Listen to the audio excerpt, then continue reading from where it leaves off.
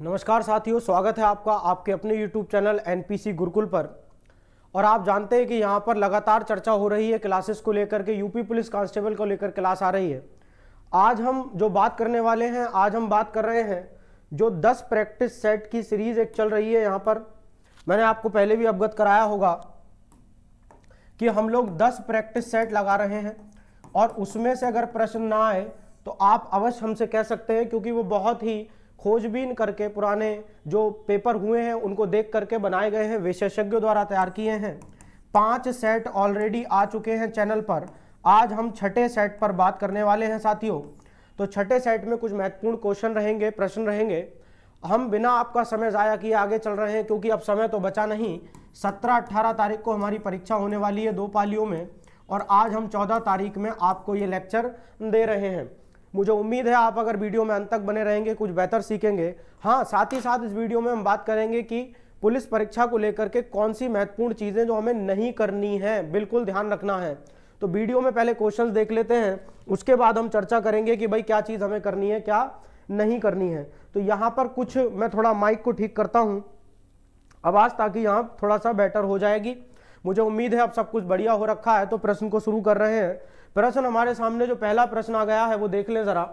पहला प्रश्न कहता है त्रिपिटक निम्न में से किससे संबंधित है। साथियों पेन बदल लेते हैं। त्रिपिटक किससे संबंधित है, तो हम देखने वाले हैं त्रिपिटक जो है वो बौद्ध धर्म से संबंधित है। अब सिर्फ उत्तर कर लेना, उत्तर लगा लेना हमारा सिद्धांत नहीं है, हमारा तरीका नहीं है। तो हम क्या करेंगे, अब इसके बारे में देखेंगे कि यहाँ पर इनको 3 भागों में बांट दिया गया है साथियों। 3 भागों में बांटा गया है, जिसमें एक है विनय पिटक, विनय पिटक की बात की जा रही है। दूसरा है हमारा अभिधम्म पिटक, अभिधम्म पिटक, और तीसरा जो है वो है सुत्त पिटक, सुत्त पिटक। तो इस प्रकार से ये जो त्रिपिटक है, यहाँ पर त्रि का मतलब 3 था, और इसको 3 भागों में जो बांट दिया गया है वो मैंने आपके सामने बात की। ये बहुत बढ़िया डिटेल में वीडियो होने वाली है, आपको बहुत मदद अवश्य करेगी, ऐसा मेरा मानना है। आगे चलते हैं। अगला प्रश्न है बांग्लादेश में गंगा नदी को किस नाम से जाना जाता है। आप में से बहुत सारे साथी अगर सही तैयारी कर रहे हैं पुलिस कांस्टेबल की तो जानते हैं उसको क्या कहा जाता है, पद्मा कहा जाता है। अब बात यह करनी है कि गंगा नदी कहां से निकल रही है। तो उत्तराखंड जो हमारा राज्य है, उत्तराखंड राज्य में क्या है, उत्तरकाशी जिला है। उत्तरकाशी एक जिला है। उत्तरकाशी जिले में गौमुख स्थान है। गौमुख, यहाँ से जो हिमनद है यानी ग्लेशियर है, गौमुख हिमनद से निकलती है गंगा नदी, गंगा नदी निकलती है। किंतु अब गंगा के बारे में एक बात और समझ लेते हैं। गंगा जो है जब निकल रही है तब गंगा नहीं कहला रही है। गंगा देवप्रयाग एक जगह पड़ती है, आप में से बहुत सारे साथी अवगत होंगे। देवप्रयाग से ऊपर इसको क्या कहा जाता है, भागीरथी कहा जाता है। देवप्रयाग से ऊपर मैं आपके सामने लेकर के आऊंगा। देवप्रयाग से ऊपर इसको क्या कहा जाता है, भागीरथी कहा जाता है। किंतु जैसे ही ये मैदानों में प्रवेश करती है, मैदानों में इसको गंगा कहने लगते हैं, मैदानों में इसको गंगा कहा जाता है, गंगा सबसे उच्चारण होता है। तो देवप्रयाग से ऊपर भागीरथी हो जाएगी हमारी, और जब मैदानों में आ गई तो गंगा हो गई है, और जब बांग्लादेश में ये प्रवेश करती है तो ये पद्मा हो गई है। मुझे लगता है कि बात अब कुछ क्लियर हो गई हमारे प्रश्न को लेकर। अगला प्रश्न साथियों हमारे पास तीसरा है, भारत के संविधान के किसी संशोधन विधेयक को, भारत के किसी संशोधन विधेयक को कहां कहां लाया जा सकता है साथियों। तो बहुत तेजी से हम चल रहे हैं। लोकसभा या राज्यसभा में पेश किया जा सकता है, केवल लोकसभा में, केवल राज्यसभा में पहले राष्ट्रपति ना, राष्ट्रपति की अनुमति तो बाद में लगेगी। तो इसका सही उत्तर तो ये हो जाएगा, यानी कि लोकसभा या राज्यसभा में आप कहीं भी पेश कर सकते हैं। अब इससे संबंधित एक प्रश्न जरा ध्यान देने वाली बात है। एक विधेयक होता है जिसको हम कहते हैं धन विधेयक। धन विधेयक के बारे में आप जानकारी ले लें भाई। धन विधेयक सिर्फ और सिर्फ लोकसभा में लाया जाता है। सर राज्यसभा का कोई रोल नहीं है। रोल है साथियों, पुलिस वालों रोल है। राज्यसभा यहां पर क्या कर सकती है, अपना एक तरीके से सुझाव दे सकती है। राज्यसभा का काम क्या है, राज्यसभा धन विधेयक के संबंध में सुझाव दे सकती है। उसके बाद भी लोकसभा की ये मर्जी है, उसकी चॉइस है कि वो उस सुझाव को माने या ना माने। तो इस तरीके से हमने इस प्रश्न का उत्तर कर लिया है साथियों। अगली बात करते हैं अगला प्रश्न, भारत के किस राज्य की तटीय सीमा सबसे अधिक लंबी है? सबसे पहले तो इसकी बात करेंगे तो साथ ही हमारे उत्तर लगा गए हैं गुजरात। अब गुजरात के बाद जो सुनना है वो ध्यान की बात है। देखिए सबसे पहली बात करते हैं, पहले नंबर पे तो गुजरात आता है। पहले नंबर पे तो तटीय सीमा की बात करें तो सबसे लंबी गुजरात की है। अब दूसरी की बात करें तो दूसरी होती है तमिलनाडु, तमिलनाडु। तीसरी की बात करें तो होता है आंध्र प्रदेश, आंध्र प्रदेश। और चौथे नंबर पे जो आ रखी है वो होती है महाराष्ट्र। तो हमने ये सही ऑर्डर लगाया। अगली बात देखिए, जो टोटल कुल तटीय लंबाई है, कुल तटीय सीमा की जो लंबाई है भारत की वो है 7516.6 किलोमीटर, 7516.6 किलोमीटर साथियों इसकी लंबाई है। मुझे लगता है बात थोड़ी सी क्लियर हो गई है। तो वीडियो अगर आपको अच्छा लग रहा है लाइक कर दे, दोस्तों के साथ शेयर कर दे। निम्न में से वीडियो के अंत में ये जरूर बताने वाले हैं हम कि क्या महत्वपूर्ण बातें हैं जिनको आप ध्यान रखेंगे ताकि पुलिस की परीक्षा में वो गलती आप ना करें। निम्न में से किसे सरकारिया आयोग संबंधित है? तो सरकारिया आयोग जो बनाया गया था वो राज्य एवं केंद्र के मध्य, राज्य एवं केंद्र के मध्य जो रिश्ते हैं उनको मधुर बनाने के लिए, उनको मधुर बनाने के लिए इसका गठन किया गया था।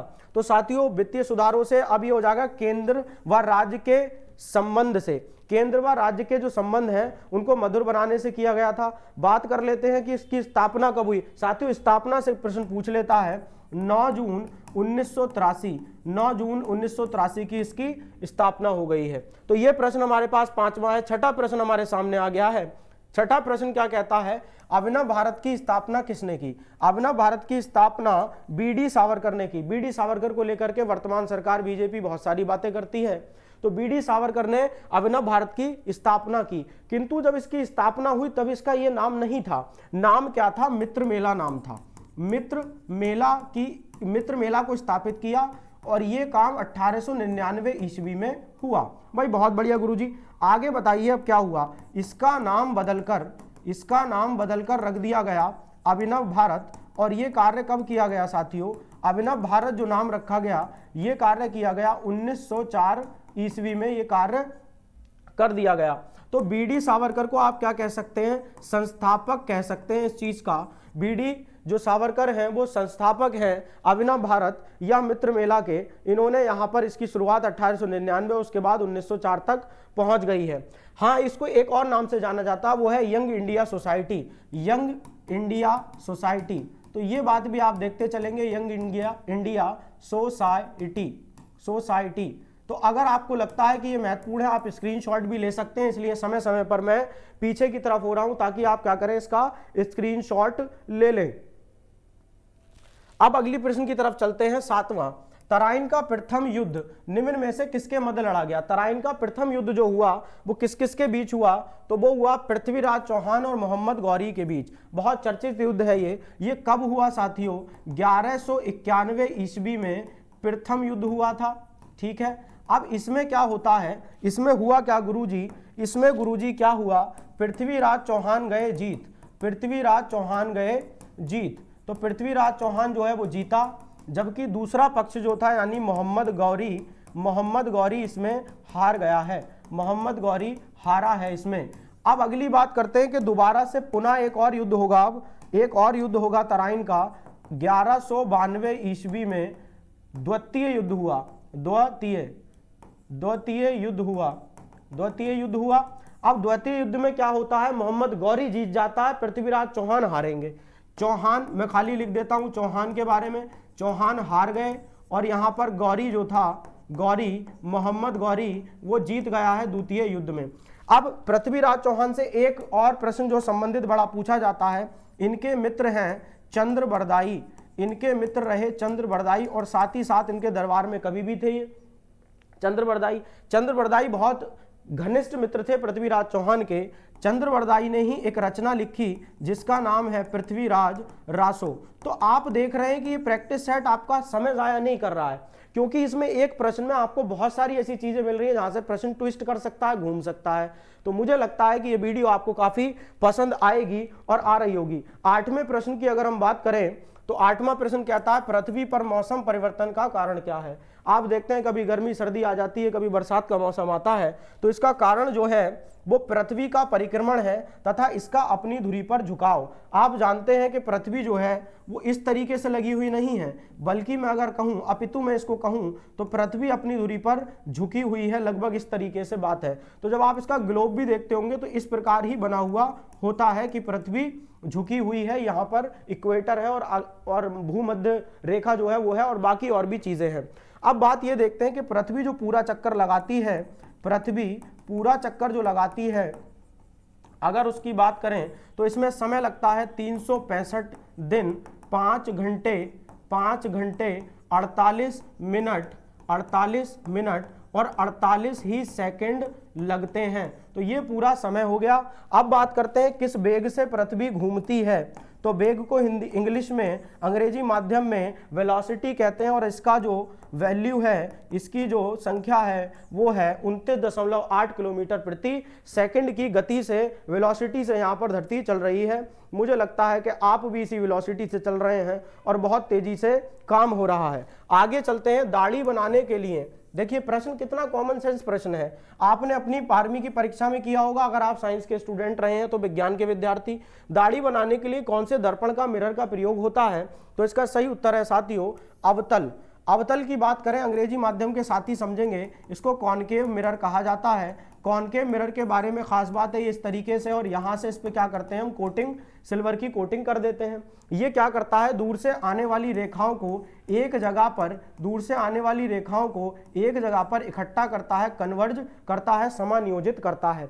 तो दाढ़ी बनाने की बात हो जाए, या फिर जैसे टॉर्च होती है, तो आपने देखा है बाइक में टॉर्च के पीछे इस तरीके से लगा हुआ होता है मिरर या दर्पण लगा होता है, वो भी यही लगा हुआ होता है। खोजी जो होते हैं यहाँ पर लाइट लगा के सिर पर जो है खोज कर रहे हैं, या फिर किसी खदान में खुदाई कर रहे हैं, तो वहां पर भी जो दर्पण इस्तेमाल है वो अवतल दर्पण ही इस्तेमाल किया जाता है। बाकी टॉर्च की बात कर लेते हैं, आपके पास टॉर्च भी होती है, टॉर्च है। सोलर कुकर जैसी व्यवस्था है।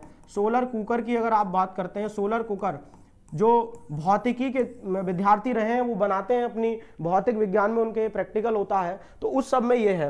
अब साथ ही साथ हम बात कर लेते हैं किसकी, एक बात और कर लेते हैं, कॉन्वेक्स किसको कहते हैं? तो कॉन्वेक्स अंग्रेजी माध्यम के साथियों को थोड़ी दिक्कत हो, उत्तल दर्पण इसको कहा जाता है। ठीक है भाई, तो आगे हम चल रहे हैं इसी के साथ प्रश्न में। ये गाड़ी के साइड में ना ऐसे करके मिरर लगा होता है जिससे दूर की चीज पास दिखाई दे, तो वो वाले मिरर की हम बात कर रहे हैं, कहीं ना कहीं दर्पण की।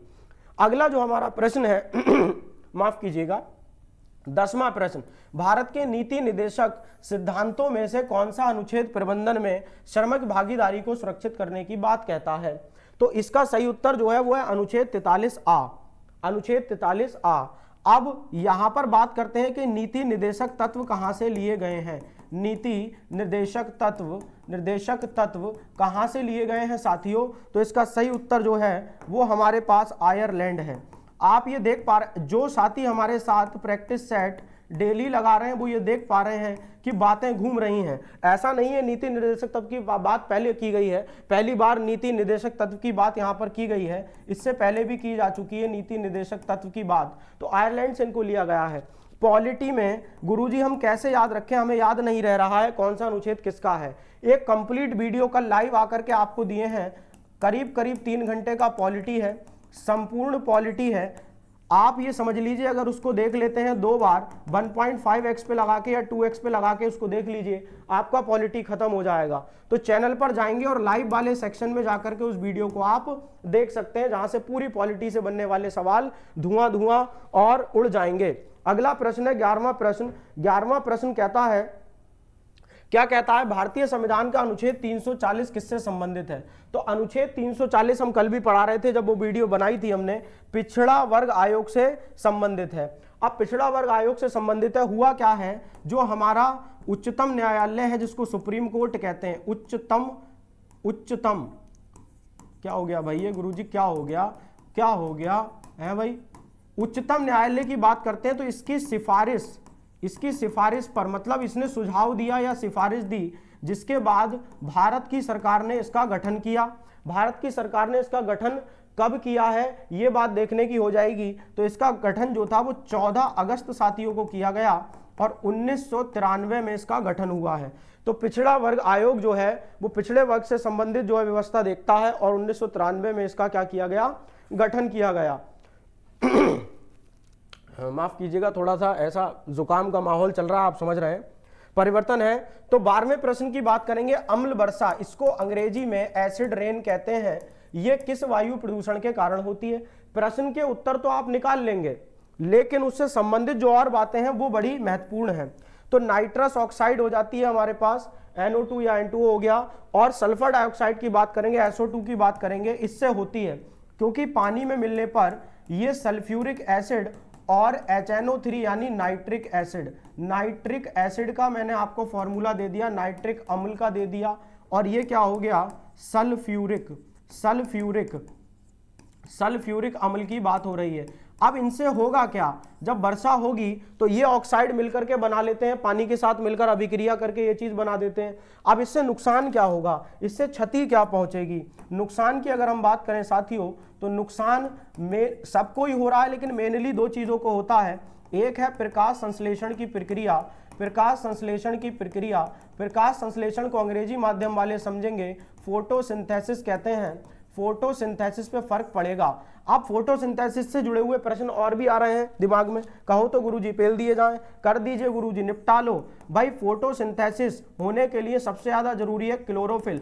क्लोरोफिल में गुरुजी कौन सा तत्व पाया जाता है, तो गुरुजी मैग्नीशियम पाया जाता है।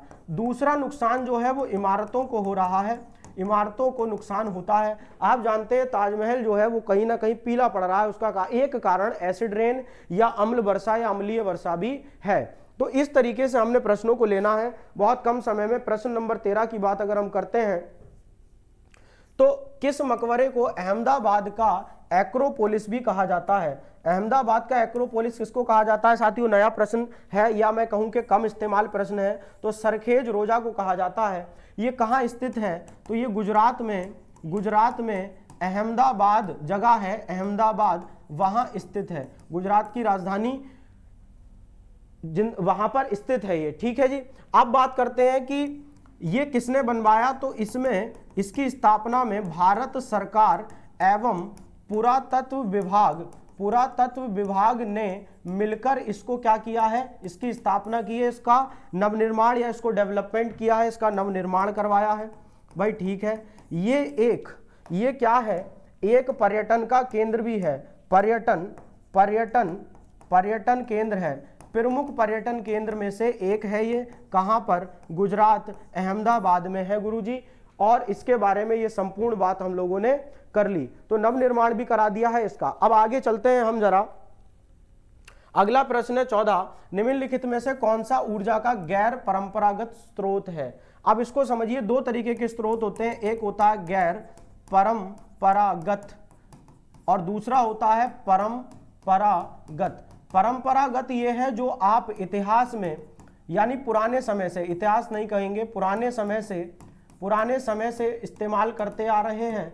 और ये वो है जो आधुनिक दुनिया, बदलती दुनिया, आधुनिक जगत में इनका इजाद किया जा रहा है या इनको बनाया जा रहा है। तो भाई क्या क्या बात चलेगी, आधुनिक में आप बात कर लेते हैं, जैसे सौर ऊर्जा हो गई, ठीक है, सौर ऊर्जा, सोलार एनर्जी हो गया, पवन ऊर्जा की बात करेंगे, ठीक है, भूतापीय ऊर्जा हो गई, भूतापीय ऊर्जा की बात कर लेते हैं, भूतापीय ऊर्जा हो गई, नाभिकीय ऊर्जा हो गई, न्यूक्लियर फिजन फ्यूजन से जो ऊर्जा निकल रही है, न्यूक्लियर एनर्जी जिसको कहते हैं, ये सब क्या है, ये सब गैर परंपरागत स्रोत हैं। जबकि परंपरागत में क्या आएगा, ईंधन आएगा, कोयला आएगा, गैस आएगी, गैस या पेट्रोलियम भी आ सकता है, पेट्रोलियम के प्रोडक्ट आ सकते हैं। तो ये सारी बात अगर आपने देखी, मैंने विस्तार से आपको ले लिया, अब प्रश्न खत्म हो चुका है। गैर परंपरागत कौन है, तो सौर ऊर्जा है, बाकी सब कैसे हैं, इसमें परंपरागत हैं। तो ये प्रश्न मुझे लगता है आपको बेहतर समझ में आया होगा, ऐसा मेरा मानना है। आगे चलते हैं, फ्यूरर के नाम से किसको, निम्न में से कौन फ्यूरर के नाम से जाना जाता है भाई, उसी को जाना जाता है जिसका जन्म नहीं 30 जनवरी 1933 को ये व्यक्ति जर्मनी का क्या बनता है, चांसलर बनता है, जर्मनी का चांसलर बनता है।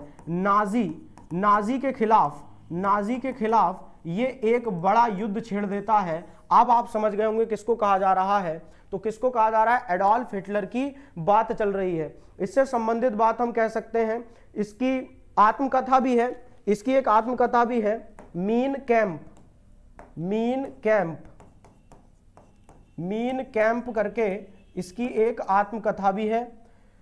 बाकी हम और इसके बारे में क्या जान सकते हैं? नाजीवाद का जनक है ये, नाजीवाद का, साथियों मैं यहां लिख देता हूं, नाजीवाद का जनक भी इसी को कहा जाता है। तो ये कुछ प्रश्न जो है बनने वाले थे यहां से हिटलर से। आप सब जानते हैं हिटलर, एक बार हिटलर ने यह भी कहा था कि मुझे भारत जैसे देश की गोरखा फौज अगर मिल जाए, गोरखा जो सिपाही होते हैं, तो मैं पूरी दुनिया पे कब्जा कर लूंगा। इसकी ऐसे जो है इनकी बात थी। तो हिटलर ने नाजीवाद को जन्म दिया। इस तरीके से हमने इस प्रश्न को देख लिया है। 30 जनवरी 1933 में ये चांसलर बना। आगे अब हम चलते हैं। ये अगला प्रश्न कहता है थीन डैम परियोजना किस नदी पर स्थित है? तो प्रश्न नंबर 16 आपसे कह रहा है, तो आप इसका उत्तर लगाएंगे रावी नदी। जगह कौन सी है? राज्य है सर पंजाब। राज्य क्या है? पंजाब। उद्देश्य क्या था? सिंचाई हेतु, सिंचाई हेतु इसको बनाया गया। अब थोड़ी सी बात किसकी हो जाए? रावी की हो जाए, रावी नदी की हो जाए। आप देखेंगे भाई हिमाचल प्रदेश में एक जगह है कागड़ा, हिमाचल प्रदेश में एक जिला कागड़ा जो है वहां पर रोहतांग दर्रे से कौन निकलती है? रोहतांग दर्रे से रावी नदी निकलती है। रावी नदी क्या करती है साथियों? निकलती है। तो इस तरीके से पूरी बात भी हमने कर ली। रावी नदी को लेकर कोई बात अगर आती है तो आप पूरा विस्तार अब जानते हैं। अगले प्रश्न की तरफ हम चल रहे हैं और वो प्रश्न क्या होगा? प्रश्न होगा लोधी वंश का अंतिम सुल्तान कौन था? लोधी वंश का अंतिम सुल्तान जो है वो इब्राहिम लोधी है। असल में हुआ क्या है, सिकंदर लोधी का उत्तराधिकारी था ये, सिकंदर लोधी का उत्तराधिकारी था ये। ठीक है, एक बात हो गई। दूसरी बात, अब ये इब्राहिम लोधी कब निपटे ये भी देखिएगा, ये कब निपट गया यहाँ पर। तो ये बात है लगभग 21 अप्रैल 1921 की करीबन बात रहेगी। प्रथम युद्ध हो रहा था पानीपत का और युद्ध स्थल में इसकी मृत्यु हो गई है। युद्ध स्थल में, यानी युद्ध स्थल में मरने वाला पहला सुल्तान, या मैं कहूं ऐसा सुल्तान जो युद्ध स्थल में मारा गया। तो उसकी बात यहां पर चल रही थी। प्रथम पानीपत के युद्ध का यहां पर जिक्र होगा। 21 अप्रैल 1921 नहीं, अरे ये तो बहुत पास आ गया भाई, 1526। ये 21 से 21 मिल गया था तो 1526 साथियों, माफी चाहूंगा। 21 अप्रैल 1526 की बात है, प्रथम पानीपत का युद्ध हुआ और जहां पर इसकी मृत्यु हो गई। ये ऐसा सुल्तान है जो युद्ध स्थल में मारा गया। अगली बात हम करते हैं, अगले प्रश्न पे बात करेंगे। प्रश्न 18, भारत द्वारा निम्नलिखित में से किस शासन प्रणाली को अपनाया गया है? साथियों, जिस शासन प्रणाली को अपनाया गया वो है संसदीय और संघीय प्रणाली। ठीक है भाई, इसमें कोई खोजबीन की जरूरत नहीं थी। अगला प्रश्न अब हम कर रहे हैं, औरंगजेब ने निम्नलिखित में से किस सिख गुरु को मृत्युदंड दिया? औरंगजेब ने किस सिख गुरु को मृत्युदंड दिया है साथियों? तो इसकी बात आप यहां पर करेंगे, वो है यहां पर गुरु तेग बहादुर जी। गुरु तेग बहादुर को इसने इसलिए मरवा दिया क्योंकि ये मुस्लिम धर्म इन्होंने स्वीकार नहीं किया। अब ये घटना कब की है? जिन्होंने पिछला सेट देखा उन्हें पता है, 1675 ईस्वी की घटना। दिल्ली के चांदनी चौक पर इनको मार दिया गया। दिल्ली के चांदनी चौक पर, कहां पर? चांदनी चौक, और वो कहां स्थित है? दिल्ली में। इससे कुछ और बात कर लेते हैं। सिख धर्म का संस्थापक किसको कहा जाता है? सिख धर्म का संस्थापक किसको कहा जाता है साथियों? तो सिख धर्म का संस्थापक है पहले गुरु, जिनका नाम क्या है? गुरु नानक देव जी। गुरु नानक देव जी उनका नाम था। अगर बात करेंगे कि गुरु तेग बहादुर कौन से नंबर के गुरु हैं, तो साथियों ये 9वें नंबर के थे। इनसे पहले जो गुरु तेग बहादुर जो थे वो 9वें नंबर के थे, और इनसे पहले जो गुरु आ रखे थे वो हरकिशन, यानी गुरु हरकिशन के उत्तराधिकारी थे। ये गुरु हरकिशन के उत्तराधिकारी कौन है? गुरु तेग बहादुर जी। तो गुरु हरकिशन 8वें नंबर के हो गए, गुरु नानक देव जी पहले नंबर पे हो गए। और अंतिम गुरु की बात अगर करते हैं, अंतिम सिख गुरु की बात अगर हम करते हैं, तो वो कौन से होंगे? हमारे गुरु गोविंद सिंह जी। गुरु गोविंद सिंह जी, ये अंतिम हो गए। तो मुझे लगता है सिख धर्म से संबंधित, क्योंकि 10वें गुरु के बाद जो इनका गुरु ग्रंथ साहिब है, इन्होंने इसी को ही कह दिया कि भाई ये गुरु की पदवी है, अब और गुरु यहां पर नहीं होंगे। तो ये प्रश्न कुछ इस तरीके से था आपके सामने, आपने इसको समझ लिया, आपने इसको भांप लिया है। अगले प्रश्न की बात अगर हम करेंगे, अगला प्रश्न कहता है निम्नलिखित में से कौन सी गर्म जलधारा है। तो कौन सी गर्म जलधारा है, ये प्रश्न थोड़ा अच्छा हो गया। ये है क्यूरोशिबो। क्यूरोशिबो जो प्रवाह है या जलधारा है वो गर्म जलधारा है। भाई कहाँ की है, तो प्रशांत महासागर की है, प्रशांत महासागर की है। अब ये बाकी जो दो नाम हैं, ये भी तो कुछ ना कुछ बात अपने अंदर समाये बैठे होंगे। ये दो नाम से बताइए, कनारी और लेब्राडोर की अगर हम बात करेंगे तो ये है अटलांटिक, अटलांटिक महासागर, अटलांटिक महासागर की ठंडी, अटलांटिक महासागर की ठंडी जलधारा है। ठंडी जलधारा की अगर हम बात करें तो वो क्या है, यहां पर ये चीज दे रखी है कि कनारी और लेब्राडोर जो है ये क्या हो गए, अटलांटिक महासागर की ठंडी जलधारा हो गई। ये प्रश्न आपके लिए बहुत महत्वपूर्ण होने वाले हैं। ये क्लासेस जो हम आपको ले रहे हैं, ये प्रैक्टिस सेट जो लग रहे हैं, 10 सेट की सीरीज ऑलरेडी खत्म हो चुकी है। ये अंतिम प्रहार जो सीरीज चल रही है, ये आपके अंतिम दिन तक चलने वाली है। इसी श्रृंखला में महत्वपूर्ण जानकारी है करंट अफेयर को लेके। पूरे 2023 और 24 तक का करंट अफेयर जो परीक्षा में आएगा, उससे संबंधित बहुत महत्वपूर्ण जानकारी देंगे। वीडियो में अंत तक बने रहिएगा, जानकारी लेकर के जाएं। अगला प्रश्न है हमारे पास 21वां प्रश्न, कहता है पीएसएलवी का विस्तार रूप क्या है। तो पीएसएलवी का विस्तार रूप है पोलर सैटेलाइट लॉन्च व्हीकल, यानी कि ध्रुवीय उपग्रह जो छोड़े जाते हैं, ध्रुवीय उपग्रह प्रक्षेपण, ध्रुवीय उपग्रह प्रक्षेपण यंत्र इसको कहा जाता है। या मैं इसको क्या कह सकता हूं, मैं इसको व्हीकल कह सकता हूं, संयंत्र कह सकता हूं कि जिससे इसको छोड़ा जाता है। जो ध्रुव पे जाने वाली हमारी क्या होती हैं, उपग्रह होते हैं, वो यान है ये। ठीक, इसमें कितने चरण होते हैं ये भी आप देख लीजिए भाई, ये भी आप थोड़ा सा देख लीजिए। वहां सर कुछ बात कह रहे हैं, लेकिन अब हम बात नहीं सुनेंगे, किसी की सेट पहले खत्म करेंगे भाई। 4 चरण में बात चल रही है। तो यहां पर जो पहला और तीसरा चरण होता है, इसमें ठोस प्रणोदक इस्तेमाल किए जाते हैं, जबकि दूसरा और चौथा चरण जो है इसमें द्रव प्रणोदक इस्तेमाल किए जाते हैं। आप इस बात को समझेंगे। ये गहरा प्रश्न है, ये जल्दी नहीं पूछेगा पर पूछ सकता है, रोक आप सकते नहीं उसको। ठीक है जी, तो ये प्रश्न मेरे ख्याल से आपका हो चुका है। अब हम आगे चलने वाले हैं। निम्न हिमाचल, हिमाचल का निचला भाग, निम्न हिमाचल और के बीच स्थित लंबत घाटी को दून के नाम से जाना जाता है। तो किसके बीच, आंसर है शिवालिक। जैसे क्या हो गया साथियों, देहरादून, जैसे क्या हो गया, देहरादून। जब से इसके पूर्व में बात करें, अगर हम पूर्व में बात करें तो नाम दिया जाता है द्वार। द्वार एक शब्द लगता है, जैसे कि कोट द्वार, उसके अलावा हरिद्वार। तो इस तरीके से आदि, ये बात आपने समझ ली कि पूरब में द्वार लगता है, और ये जो शिवालिक और निम्न हिमाचल के बीच की जगह, उसको हम देहरादून या दून के नाम से जाना जाता है। आगे हम चल रहे हैं अगले प्रश्न पे। निम्नलिखित ग्रहों में से कौन सा बाह्य ग्रह है, यानी बाहरी ग्रह कौन सा है, देखेंगे। तो यहां आप देखें, इसका सही उत्तर तो पहले यूरेनस ले लें, यानी कि अरुण ले लें। ठीक है भाई, अब सुनिए, सूर्य से दूरी के आधार पर, सूर्य से दूरी के आधार पर, ये जो किस आधार पर ये विवरण दिया है, सूर्य से दूरी के आधार पर 2 प्रकार के हो गए। एक हो गए भीतरी ग्रह जो अंदर की तरफ हैं, सूर्य से नजदीक हैं, और बाकी हो गए वाय ग्रह। अब यहां पर नाम जरा इनके ले लेते हैं। जो भीतरी ग्रह हैं साथियों, वो क्या होंगे, बुध हो गए, जैसे बुध हुआ, जैसे शुक्र हुआ, जैसे पृथ्वी हुई तीसरे नंबर पे, हाँ, जैसे पृथ्वी हो गई, और जैसे मंगल हो गया हमारा। अब वायु उपग्रह की बात करें तो क्या होगा, बृहस्पति हो जाएगा, शनि हो जाएगा, और अरुण जिसको आप यूरेनस कहते हैं, ये भी हो जाएगा साथियों। तो मुझे लगता है यहाँ पर पूरी बात डिटेल में चल रही है और आप इसका आनंद ले रहे हैं। तो सिर्फ आनंद ना लें, इसको सीख भी लें, इसको याद भी करें, आत्मसात इसको कर लें। अगला प्रश्न बहुत बढ़िया प्रश्न है, बहुत सारे साथी इसको याद करके बैठे हैं, पर ध्यान दें, कर्क रेखा यानी ट्रॉपिक ऑफ कैंसर की बात चल रही है, नहीं गुजरती है। इसका आंसर आप खुद निकालेंगे, ट्रिक आप में से सब लोग जानते हैं, मैं एक बार फिर भी इसको ले लेता हूं। मित्र पर गमछा झाड़, तो ये बहुत ही रामबाण ट्रिक है, इसके बारे में बात करते हैं जरा।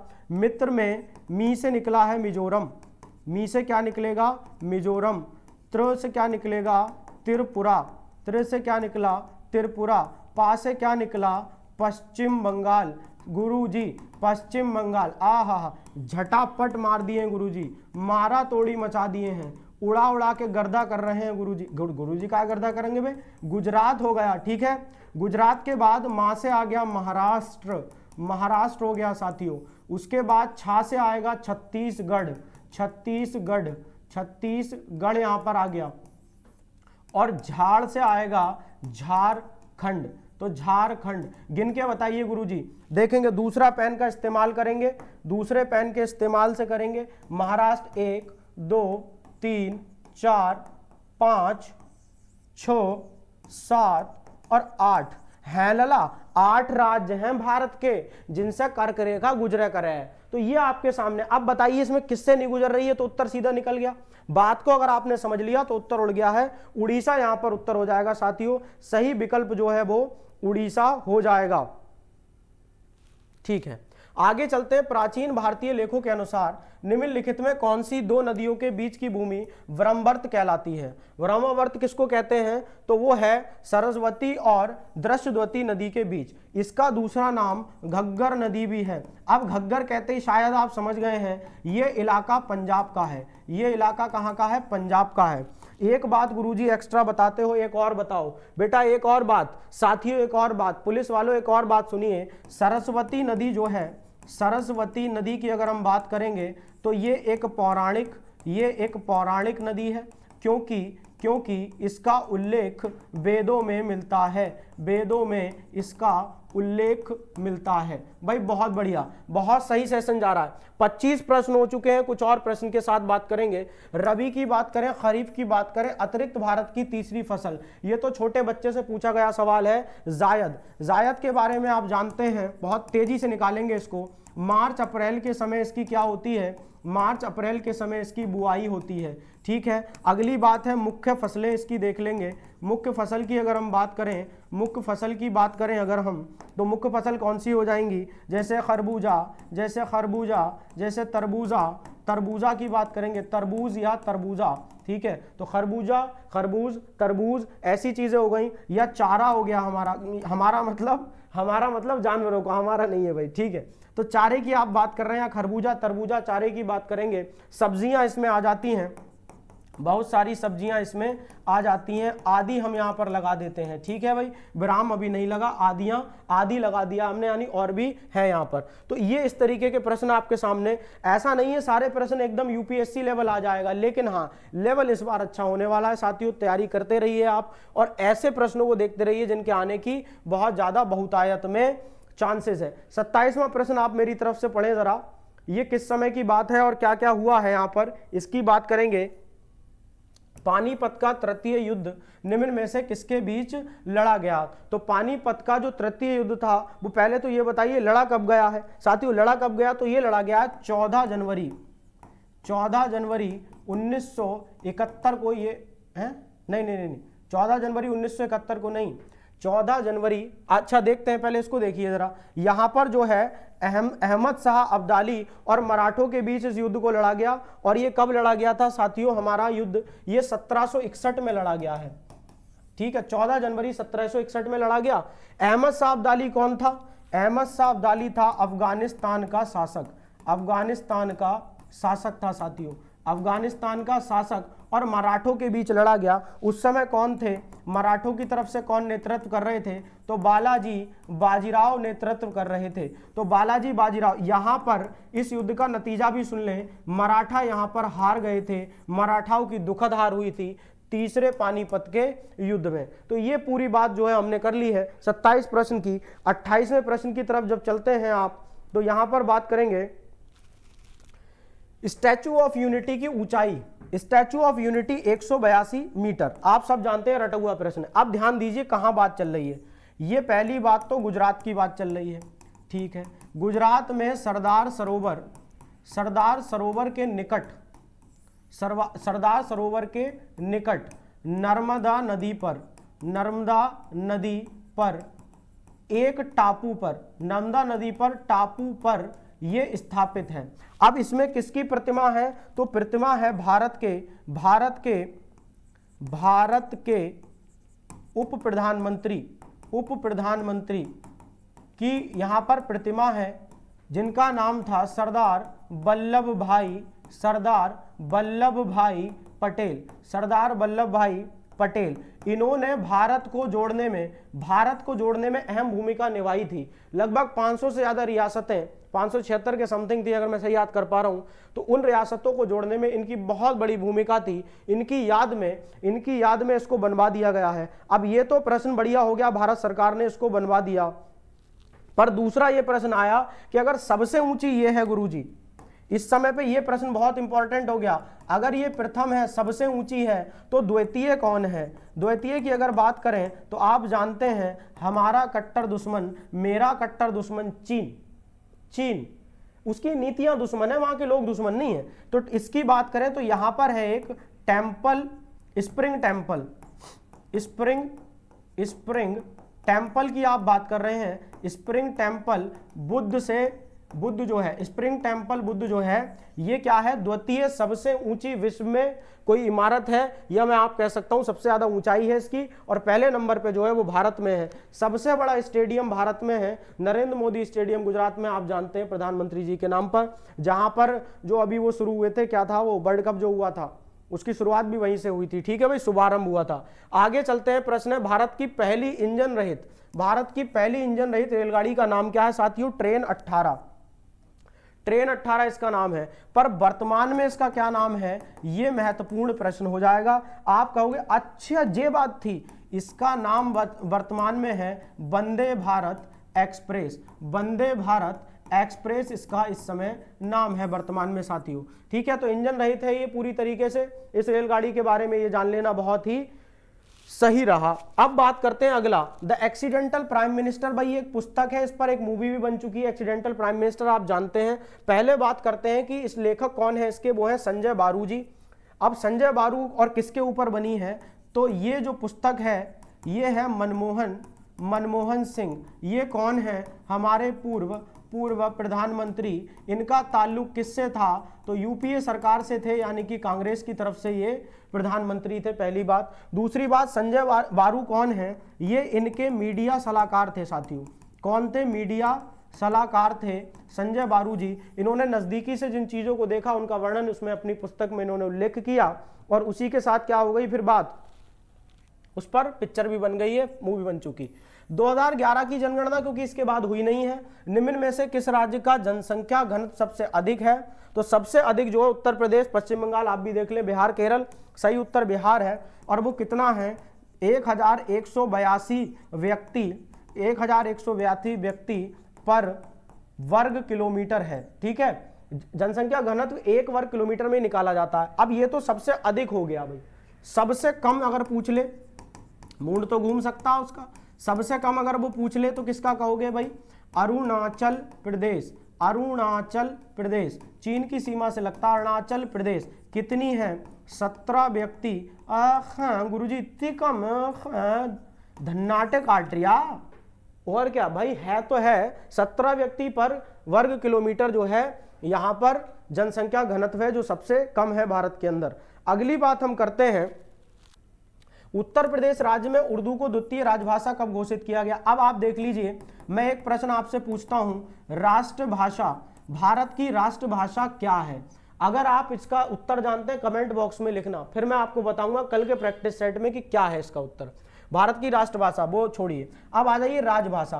तो राजभाषा उर्दू को घोषित किया गया 1989 में। देखिए प्रथम की आप बात करते हैं तो प्रथम थी, मतलब है हिंदी, इसको किया गया 1968 में। ठीक है, ये अनिवार्य हो गया कि सभी कार्यालय के काम जो है हिंदी में कराए जाएंगे। उसके बाद द्वितीय भाषा जो है वो है उर्दू, और इसको कब करा गया? 1989 में इसको राजभाषा का दर्जा दिया गया। तो ये कंप्लीट प्रश्न था आपके लिए। अगला प्रश्न 33वां प्रश्न है, बहुत जल्द 38 प्रश्न आते हैं जीके जीएस के परीक्षा में, आप सब जानते हैं। तो यहाँ पर हम 33वें प्रश्न पे हैं, लेकिन हमें जल्दबाजी तो है, पर ये नहीं कि कुछ बिंदु छोड़ दिए जाएं, बिंदु सारे ही लिए जाएंगे जो महत्वपूर्ण होंगे। अकबर द्वारा बनवाया गया प्रसिद्ध ऐतिहासिक स्मारक बुलंद दरवाजा उत्तर प्रदेश के किस जिले में स्थित है? तो आप इसके ऑप्शन देख लीजिए मेरे साथ यहां पर। तो इसका सही उत्तर है साथियों आगरा। आगरा इसमें कब बनवाया गया साथियों? 1602 ईस्वी में बनवाया गया है पुलिस वालों। और 1602 ईस्वी में क्यों बनवाया गया ये भी समझिए। गुजरात पर विजय की स्मृति में, गुजरात पे जीत हासिल करने की याद में इसको बनवाया गया 1602 ईस्वी में। अब बात अकबर की बात चल रही है यहाँ पर। अकबर का शासनकाल भी सुन लीजिए। 1500 सन ईस्वी 56 में बैठा, तख्त पे कायम रहा 16 सन ईस्वी 5 तक। तो 1605 तक की बात चल रही है यहाँ पर। ये अकबर का शासनकाल है, बड़ा शासनकाल है, बहुत सारे चेंजेस परिवर्तन यहाँ पर किए गए। आगे हम चल रहे हैं अगले प्रश्न पे। प्रश्न नंबर 34 आपके समक्ष आ चुका है। प्रश्न 34 आपसे कुछ कह रहा है, देखिए जरा क्या कह रहा है भाई। वर्ष 2011 की जनगणना पे दूसरा प्रश्न देख रहे हैं आज हम। उत्तर प्रदेश का सर्वाधिक साक्षर जनपद कौन सा? पढ़ा लिखा गौतम बुद्ध नगर है साथियों। इसको और किस नाम से जानते हैं? नोएडा के नाम से जानते हैं साथियों। कितनी साक्षरता? 80.12% है। दूसरे नंबर पे, ये तो पहले नंबर पे, दूसरे नंबर पे कौन सा है साथियों? कानपुर नगर है। कौन है? कानपुर नगर है। अब बात करें अगर सबसे कम साक्षरता अगर आपसे पूछ लेगा साथियों, तो उसका सही उत्तर है श्रावस्ती। श्रावस्ती जो उत्तर प्रदेश का जिला है या जनपद है उसकी बात चली। कितना है? लगभग 46.74% है। लगभग इतना यहाँ पर क्या है? साक्षरता दर है, या मैं कहूँ कि उसकी साक्षरता है। आगे हम चलते हैं अगले प्रश्न पे। कह रहे हैं यूनेस्को का मुख्यालय कहाँ है? तो यूनेस्को के मुख्यालय की जब आप बात करते हैं तो वो पेरिस में है। अब पेरिस क्या है? पेरिस है फ्रांस की राजधानी साथियों। क्या है? फ्रांस की राजधानी है। पिछली वीडियो जिन साथियों ने देखी उसमें यह भी प्रश्न आया था कि यूनेस्को की स्थापना कब हो रखी? तो उसका सही उत्तर है 16 नवंबर 1945 को इसकी स्थापना हुई है। तो ये पूरी बात इससे संबंधित हो गई है। अब ये किस बारे में करता है? तो ये राज्यों के बीच सामंजस्य बढ़ाता है। राज्य मतलब देश कहूंगा मैं यहाँ पे। देशों के बीच निकटता लाने पर काम करता है। और इसके जो महत्वपूर्ण विषय रहते हैं साथियों, विषय भी हम देख लेते हैं। वो क्या है? शिक्षा, विज्ञान और संस्कृति। शिक्षा, विज्ञान और संस्कृति इससे संबंधित विषय हैं, यूनेस्को से संबंधित। संयुक्त राष्ट्र की एक संस्था है ये। संयुक्त राष्ट्र की संस्था है, यूनियन की संस्था है ये। ठीक है, इसके बारे में मुझे लगता है पूरी बात आपको की गई, आपको बात समझ में आ गई है। जिंगा लाला हूहू आप कर रहे हैं तो आप जिंगा लाला हूहू ना करके अगले प्रश्न की तरफ चले आएंगे। अगला प्रश्न कहता है जीएसटी के तहत वस्तुओं और सेवाओं पर मुख्य रूप से कर कितनी दरें निर्धारित करता है? मतलब कितने स्लैब हैं? तो साथियों यहाँ पर टोटल जो स्लैब है वो हमारे 4 स्लैब हैं। तो सही उत्तर इसका क्या हो जाएगा साथियों? इसका सही उत्तर हो गया टोटल 4 स्लैब हैं। कौन कौन से 4 हैं ये भी तो पूछ सकता है। ये कहेंगे 5, 12, 18, 28। 28 वाला जो सबसे तगड़ा है ये विलास यानी कि विलासिता पर लगता है। बहुत उच्च दर्जे की अगर आप सेवाएं ले रहे हैं तो 28% लगाया जाता है। अब इससे संबंधित महत्वपूर्ण प्रश्न सुनिए अब जरा। लागू कब किया गया? लागू से पहले आप ये देखेंगे कि विधेयक कब आया। तो ये विधेयक की जो बात है ये आ रही है 29 मार्च का समथिंग रहा है, 29 मार्च 2017 को। और उसके बाद लागू होने की जब बात आएगी तो 1 जुलाई 2017 में ये लागू कर दिया गया। क्या किया गया साथियों? इसको लागू कर दिया गया। मैं पेन बदल के सर्किल कर देता हूं 1 जुलाई 2017 को। विधेयक कब आया? 29 मार्च 2017 को। तो ये इस तरीके से है। पहला राज्य, वो पहला देश जिसने जीएसटी को लागू किया, इसका आप उत्तर कमेंट बॉक्स में देंगे। पहला देश जिसने जीएसटी लागू किया वो कौन सा है साथियों? उत्तर छोड़ते नहीं, फ्रांस है। ठीक है भाई। अब बाकी आप बात कर लेंगे कि कब किया। चलिए प्रश्न आपके लिए छोड़ दिया, कब किया फ्रांस ने सबसे पहली बार? लगभग आज की डेट में 170 देश ऐसे हैं जो जीएसटी को लागू कर चुके हैं। 170 देश ऐसे हैं। ठीक है जी, तो हम बड़ा लेट थे पर लेट आए, देर आए दुरुस्त आए। 36वां प्रश्न हो चुका है। 37वें प्रश्न पे चर्चा चल रही है। 37वां प्रश्न कहता है चिली की राजधानी, चिली की राजधानी क्या होगी? तो ये राजधानी यहां पर जो है सही उत्तर है इसका सैंटियागो। अब बात करते हैं क्यूटो किसकी है? तो ये इक्वाडोर की है। साथियों किसकी है? क्यूटो किसकी है? इक्वाडोर की राजधानी है यहाँ पर। जॉर्ज टाउन की बात करें तो ये गुआना की है। जॉर्ज टाउन की बात करें तो ये गुआना की है। और परमारिवो की बात करें, परामारिवो की बात करें तो इसका सही उत्तर हो जाएगा साथियों सूरीनाम, सूरीनाम। तो यहां पर चारों की बात हमने कर ली, सैंटियागो चिले से संबंधित हो गई है। अगला प्रश्न है 38वां, उत्तर प्रदेश में पंडित दीनदयाल उपाध्याय पशु चिकित्सालय विज्ञान विश्वविद्यालय एवं गौ अनुसंधान संस्थान कहाँ स्थित है? तो साथियों इसका उत्तर आप देख पा रहे हैं, बताएंगे कि मथुरा है, आगरा है, लखनऊ, वाराणसी है। इसका सही उत्तर मथुरा है। अब इसकी स्थापना की बात करते हैं भाई, इसकी स्थापना पे बात करते हैं, करंट बने रहना चाहिए। 25 अक्टूबर पे बात करेंगे, 25 अक्टूबर 2001 इसकी स्थापना है। गौ अनुसंधान संस्थान के बारे में हम बता दें आपको जरा, ये विश्व का सबसे बड़ा गौ अनुसंधान संस्थान बनाने की तैयारी है। आपने जानते हैं कि यहाँ पर जो मोहन भागवत जी हैं उन्होंने यहाँ पर नवंबर के महीने में माह में, अगर मैं सही याद कर पा रहा हूँ, इसका उद्घाटन किया है। तो ये जो है हमारे जीएस के प्रश्न थे। आपसे हमारा एक और वादा था कि वीडियो के अंत में आपको कुछ महत्वपूर्ण जानकारी देंगे कि क्या करें क्या ना करें। इस समय चैनल पर आपको पूरी तरीके से सहायता मिल रही है। कुछ प्रमुख बिंदु देख लीजिए। बिंदु ये कहते हैं कि देखिए यहाँ पर 10 प्रैक्टिस सेट ऑलरेडी हम आपको लगवा चुके हैं। ये बात सुन लीजिए, अगर फायदा ना मिले तो कहना जरूर आकर के। 10 प्रैक्टिस सेट है, आप इसको खत्म करें। बाकी जो अंतिम प्रहार जो सीरीज चल रही है हमारी, अंतिम प्रहार, उसका 6ठा लेक्चर GS 6 सेट जो है आपके समक्ष ये आ रहा है, इसमें बात करी है हमने। इसके अलावा जो 4 रह गए हैं सेट, उनको भी देख करके जाएं। और क्या है, करंट अफेयर के 4 पार्ट आपको दिए जा चुके हैं। कितने पार्ट दिए जा चुके हैं? टोटल पार्ट कितने दिए जा चुके हैं? 4। प्रश्न यहां से फंसेगा ही फंसेगा, गारंटी है इस बात की आपको। पेपर लीक समझ लीजिए आप मेरी तरफ से। भाई इस लेवल का हम पढ़ रहे हैं कि पेपर लीक हमारे लिए तो है ही, क्योंकि हम पढ़ के ही ऐसा जा रहे हैं कि वहां से निकलेगा। बाकी आपके लिए एक महत्वपूर्ण जानकारी दिए जाता हूं, अगर आप रुक गए यहां तक वीडियो आप देख रहे हैं तो जरूर महत्वपूर्ण हो गई है। 500 प्लस महत्वपूर्ण प्रश्न किस चीज के? भाई जिसकी करंट बिल्कुल तैयार ना हुई हो। 500 महत्वपूर्ण प्रश्न जिसकी करंट बिल्कुल तैयार ना हुई हो या जिसकी बहुत ज्यादा तैयार हो गई हो।